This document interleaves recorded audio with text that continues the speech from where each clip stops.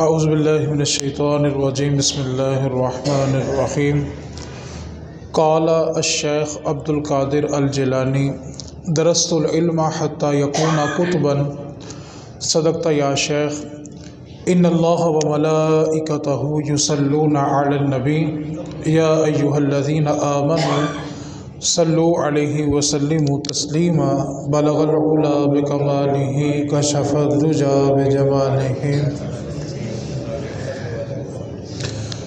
حضور سیدی غوث اعظم رضی اللہ تعالیٰ عنہ کا ایک قول آپ کے سامنے پڑھا ہے۔ حضور سیدی غوث اعظم رضی اللہ تعالیٰ عنہ نے ارشاد فرمایا درست العلم حتی یکون کتبا، میں علم حاصل کرتا رہا یہاں تک کہ رب نے مجھے کتب بنا دیا۔ آپ نے یہ نہیں فرمایا کہ میں کرامتیں دکھا دکھا کے کتب بنا، فرمایا میں علم حاصل کر کر کے کتب بنا۔ گزشتہ جمعے جہاں پر گفتگو چھوڑی سی وہیں سے ربط قائم کرتے ہیں۔ بات میں نے یہاں پر چھوڑی تھی کہ ہمارے پاس دلائل کی کمی اس لیے ہے کہ ہم نے پیسہ روپیہ قوالوں پہ اور نعت خوانوں پہ خرچ کیا، مدارس کو آباد نہیں کیا، جبکہ دوسری طرف دلائل اس لیے موجود ہیں کہ وہ اپنے علماء سے علم دین سیکھتے ہیں۔ ہم نے اپنا وقت قوالوں کو دیا، مدارس کو نہیں دیا، جس کی وجہ سے ہمارے پاس دلائل کی کمی ہو گئی۔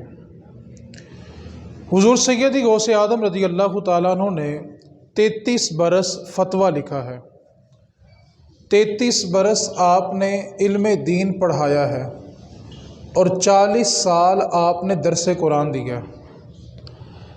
اگر کوئی ان کا پیروکار ہو اور ان کی تعلیمات پر عمل نہ کرے تو اس کی وفا میں شک کیا جا سکتا ہے۔ اصل بات یہ ہے کہ ہم عقیدت مند لوگ ہیں، ادب والے لوگ ہیں، ہم بات کو سنتے ہیں، سبحان اللہ بھی کہہ لیتے ہیں، بعض اوقات عشق بڑھ جائے تو نعرہ بھی لگا لیتے ہیں، لیکن ہمارے پاس اس بات کو سمجھنے کے لیے دلیل نہیں ہوتی۔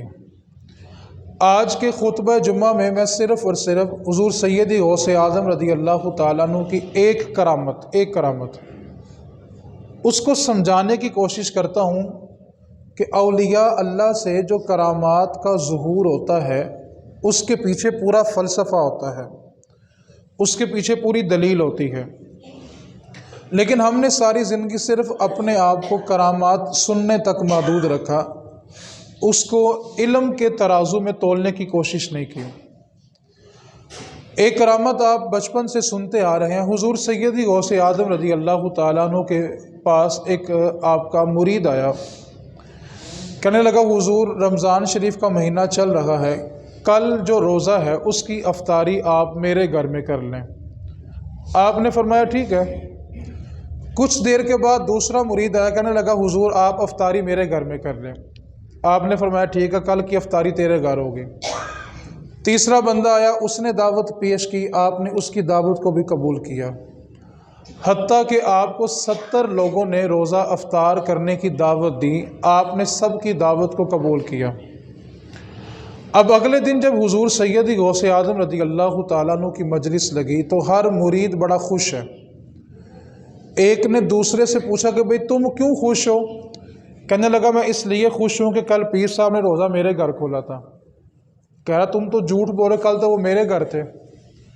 تیسرا آیا تو وہ کہنے لگا کہ تم دونوں جھوٹ بول رہے، کل تو وہ میرے گھر تھے۔ اب آپ کی مجلس میں شور ہوا، 70 بندے اس بات کے دعوے دار تھے کہ کل کا روزہ آپ نے ہمارے گھر کھولا ہے۔ اب شور برپا ہو گیا کہ بھئی کون سچا ہے کون جھوٹا ہے۔ اس بات پر اتفاق ہوا کہ غوث پاک کا جو خادم ہے، جو ہر سفر میں آپ کے ساتھ ہوتا ہے، اس سے جا کے معلوم کرتے ہیں کہ کل غوث پاک نے روزہ کس کے گھر میں افطار کیا۔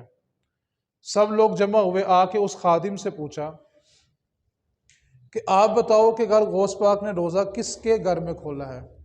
یہ کہتا ہے کہ میرے گھر میں کھولا ہے، وہ کہتا ہے میرے گھر میں کھولا ہے، یہ کہتا ہے میرے گھر میں کھولا ہے۔ ہم سب اس بات کے دعوے دار ہیں کہ کل غوث پاک ہمارے گھر میں تھے۔ اب وہ جو خادم تھا وہ مسکرا پڑا، کہنے لگا اصل بات یہ ہے کہ کل غوث پاک تو اپنے گھر سے باہر ہی کوئی نہیں گئے، انہوں نے تو افطاری اپنے گھر میں کی، وہ تو کل کہیں گئے ہی نہیں تھے۔ اب سوال یہ پیدا ہوتا ہے کہ ہم لوگوں نے کرامت کو سن بھی لیا، سمجھنا دور کی بات، سبحان اللہ کہہ دیا، وقت بیت گیا۔ عقل اس بات کو تسلیم نہیں کرتی کہ ایک بندہ ایک وقت میں 70 جگہ پہ کیسے جا سکتا ہے۔ عقیدت کہتی ہے کہ ایسا ہی ہے، عشق کہتا ہے کہ ایسا ہی ہے، ہماری محبت کہتی ہے ایسا ہی ہے، لیکن عقل نہیں مانتی۔ اس وقت جدید ٹیکنالوجی کا زمانہ ہے، آپ جب یہ بات کسی اور بندے کے سامنے کریں وہ کہے گا کیسے ممکن ہے؟ تو آج کے خطبہ جمعہ میں صرف اور صرف اس بات کو آپ نے سمجھنا ہے کہ ایک بندہ ایک وقت میں 70 جگہ پہ کیسے پہنچ سکتا ہے۔ میں صرف چند ایک مثالیں دوں گا، اشارتاً بات سمجھاؤں گا، آپ نے توجہ رکھنی ہے۔ پوری دنیا کے اندر 24 گھنٹوں کے اندر کم و بیش 1.25 لوگ مرتے ہیں اور 1.5 لاکھ کے قریب کم و بیش لوگ پیدا ہوتے ہیں۔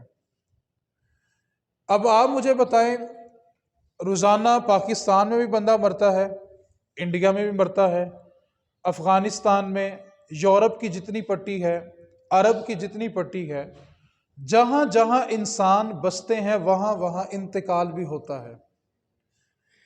اب اس کے علاوہ انسانوں کے علاوہ جانور بھی مرتے ہیں، جانوروں کے علاوہ پرندے بھی مرتے ہیں۔ جتنی بھی ذی روح مخلوقات ہیں ان کی روح قبض ہوتی ہے۔ 1.25 انسان مرے روز 24 گھنٹوں کے اندر، جانور اس کے علاوہ ہیں، پرندے اس کے علاوہ ہیں۔ آپ مجھے بتائیں، دنیا کا جو جدید ترین طیارہ ہو، جدید ترین جہاز ہو، کیا وہ 24 گھنٹوں کے اندر پوری دنیا گھوم سکتا؟ نہیں گھوم سکتا۔ یہاں سے صرف لندن جانا ہو تو پورا دن لگ جاتا ہے۔ تو ایک جدید ترین طیارہ بھی 24 گھنٹوں کے اندر پوری دنیا نہیں گھوم سکتا۔ اچھا، مرنے والے کتنے تھے؟ آپ نے اس جملے کو یاد کرنا تو انت تک بات سمجھ آنی۔ کتنے لوگ ہیں مرنے والے؟ جانور اس کے علاوہ، پرندے اس کے۔ اب آپ مجھے بتائیں، روح قبض کرنے والے فرشتے کتنے ہیں؟ کیا نام ہے اس کا؟ اسرائیل۔ آپ مجھے بتائیں، جس کی روح پاکستان میں قبض ہوئی، کس نے قبض کرنی ہے؟ اور اگر اسی وقت انگلینڈ میں کوئی بندہ مرا تو کس نے روح قبض کرنی ہے؟ بھارت والے کی۔ عرب کی جتنی پٹی ہے، روح کس نے قبض کرنی ہے؟ جانور مر جائے تو، پرندے مر جائیں تو۔ اب روح قبض کرنے والے فرشتے کتنے ہیں؟ ایک فرشتہ ہے اور اس کا کوئی معاون بھی نہیں ہے، اکیلے نے روح قبض کرنی ہے۔ اب مرنے والے 1.25 ہیں، پرندے اس کے علاوہ، جانور اس کے علاوہ۔ تو سوال تو پیدا ہوتا ہے کہ ایک فرشتہ ایک وقت میں اتنی جگہ پہ کیسے جاتا ہے؟ روح تو صرف اسی نے قبض کرنی ہے۔ میں بات کو تھوڑا اور آسان کرتا ہوں۔ رسول کریم صلی اللہ علیہ وسلم نے ارشاد فرمایا کہ جب تم مردوں کو دفن کرتے ہو، مٹی ڈال کے جب ہم واپس پلٹتے ہیں نا، اسی وقت 2 فرشتے منکر اور نکیر قبر کی دیوار چیرتے ہیں اور قبر میں داخل ہو کے مردے کو جھڑک کے اٹھاتے ہیں اور اس سے قبر کے سوال و جواب کرتے ہیں۔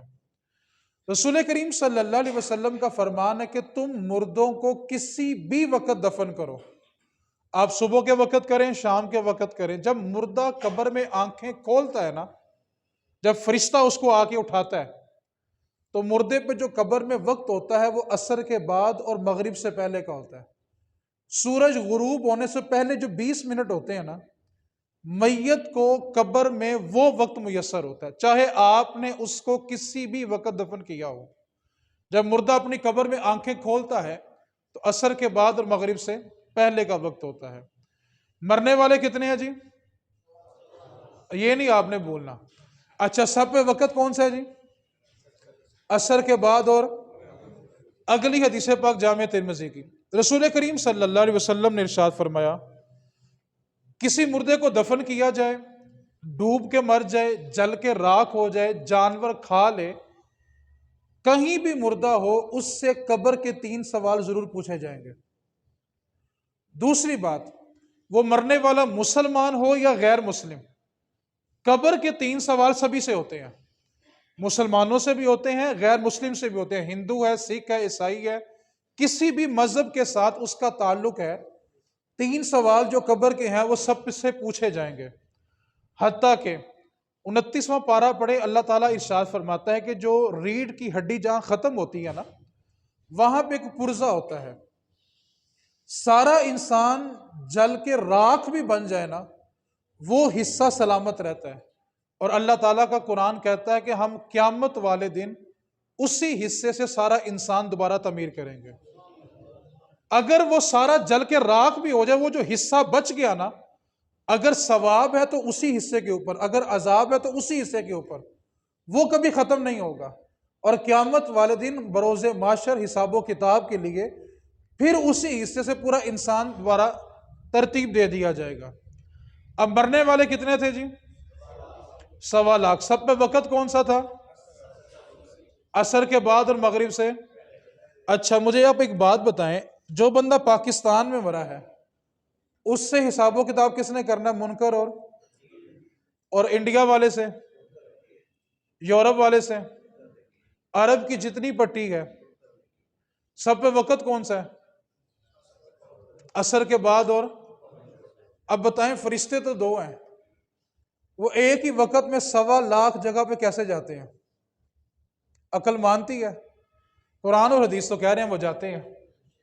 بات کو تھوڑا اور آسان کر لیتے ہیں، رسول کریم صلی اللہ علیہ وسلم کی ذات مقدسہ کتنی ہے؟ پھر بولیں، آپ کہاں پہ جلوہ گر ہے؟ گنبد خضرا میں۔ ایک بات کو پہلے سنی ہونے کے ناطے سمجھیں، حاضر اور ناظر کا مطلب کیا ہوتا ہے؟ ہمارا یہ عقیدہ نہیں ہے کہ رسول کریم صلی اللہ علیہ وسلم ہر وقت ہر جگہ موجود ہیں، یہ ہمارا عقیدہ نہیں ہے۔ حاضر اور ناظر کے عقیدے کا مطلب یہ ہے کہ رسول کریم صلی اللہ علیہ وسلم اپنی ہتھیلی کے اوپر پوری کائنات کو دیکھ رہے ہیں۔ حضور حاضر بھی ہیں، ناظر کہتے ہیں دیکھنے والے کو۔ حضور ساری کائنات اپنی ہتھیلی پہ دیکھتے ہیں، اور اگر ایک ہی وقت میں کروڑوں امتی حضور کو پکار لیں تو رب نے اپنے محبوب کو یہ طاقت دی ہے کہ وہ ایک ہی وقت میں کروڑوں جگہ پہ تشریف لے کے چلے جاتے ہیں۔ ہر وقت ہر جگہ نہیں، یہ ہمارا عقیدہ نہیں ہے۔ حاضر ناظر کا عقیدہ یہ ہے کہ حضور گنبد خضرا کے سائے تلے جلوہ گر ہیں، اور وہ ساری کائنات کو اپنی ہتھیلی پہ مشاہدہ فرماتے ہیں، رب کی دی ہوئی طاقت سے جب جہاں جی چاہتا ہے تشریف لے کے چلے جاتے ہیں۔ اب رسول کریم کی ذات کتنی ہے جی؟ پھر بولے، مرنے والے کتنے ہیں جی؟ سب پہ وقت کون سا ہے جی؟ سمجھیں گے تو عقیدہ سمجھ آئے گا آج۔ اچھا قبر کا تیسرا سوال کیا ہے؟ اس ہستی کے بارے میں دنیا میں کیا کہا کرتے تھے، کرتے ہو نہیں؟ آج لے ان کی پناہ، آج مدد مانگ ان سے، پھر نہ مانیں گے اگر قیامت میں تو مان گیا۔ آج لے ان کی پناہ۔ اب تیسرا سوال کیا ہے جی؟ اس ہستی کے بارے میں تم کیا کہا کرتے تھے؟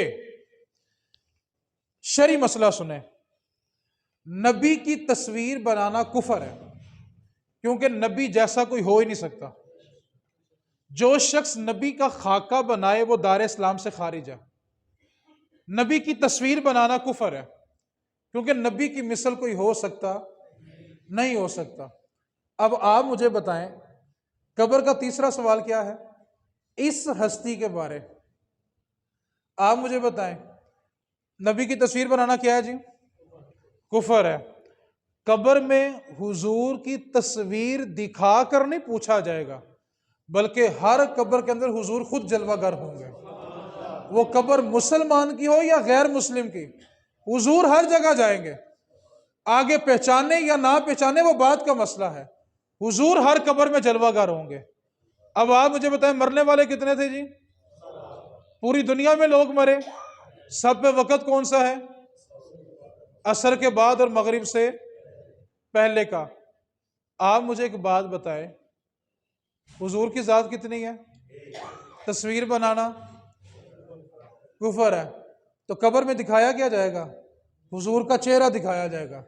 اب سوال پیدا ہوتا ہے کہ ایک رسول اللہ ایک ہی وقت میں 1.25 لاکھ جگہ پہ کیسے گئے؟ تو کہنا پڑے گا کہ یہ سب لوگ جیسے بھی جاتے ہیں رب کی دی ہوئی طاقت سے جاتے ہیں.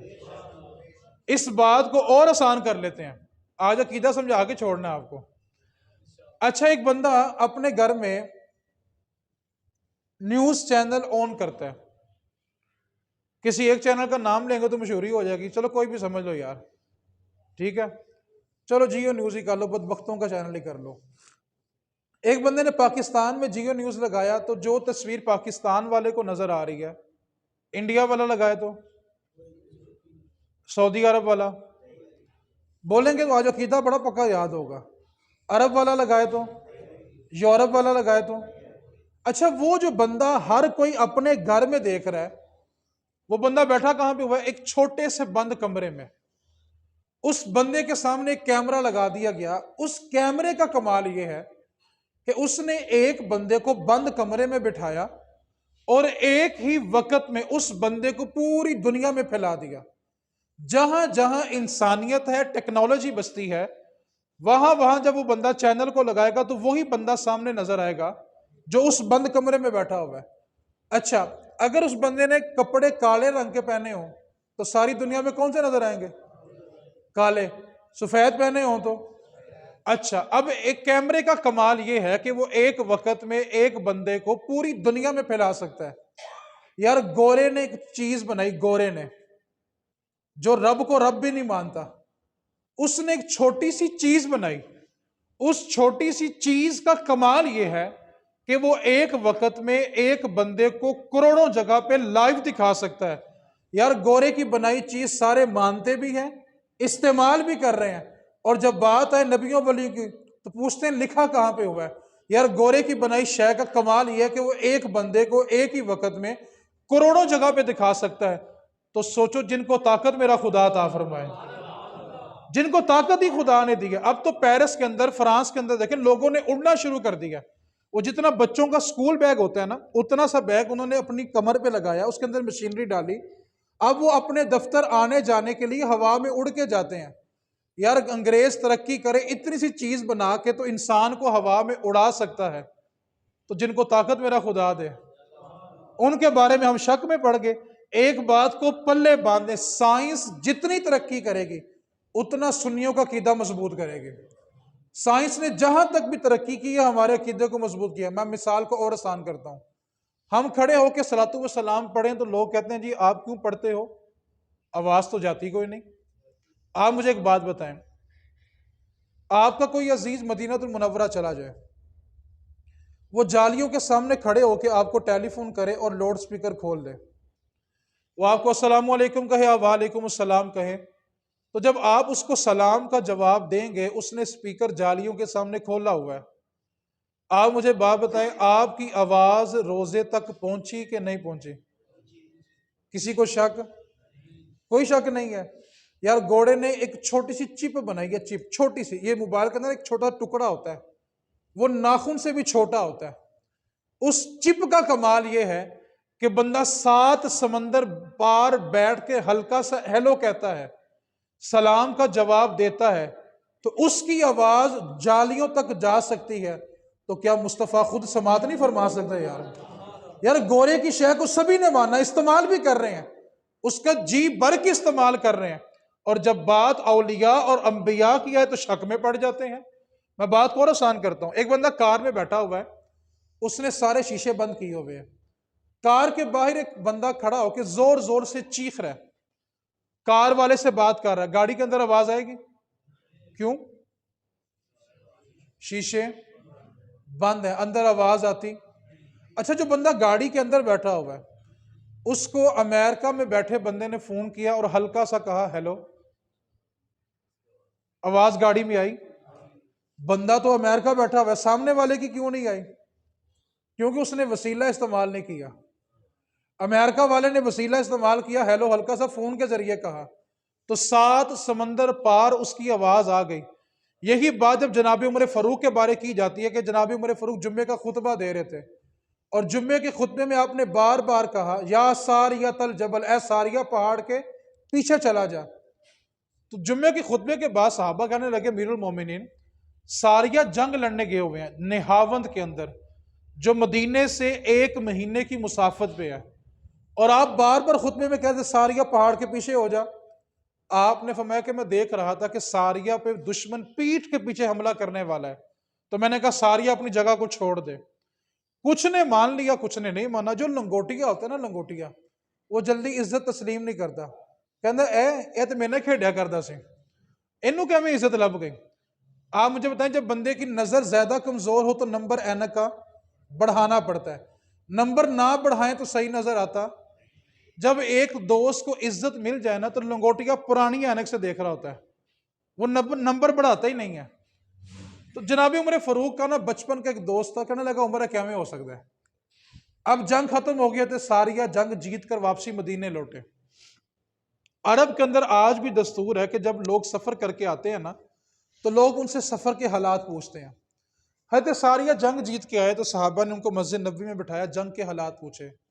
حضرت ساریہ فرمانے لگے یار جمعے کا دن تھا، میں لشکر کشی کر رہا تھا، اچانک میرے کانوں میں جناب عمر کی آواز آئی کہ ساریہ جگہ چھوڑ دے. میں نے جگہ چھوڑی، اللہ نے مجھے فتح عطا فرما دی.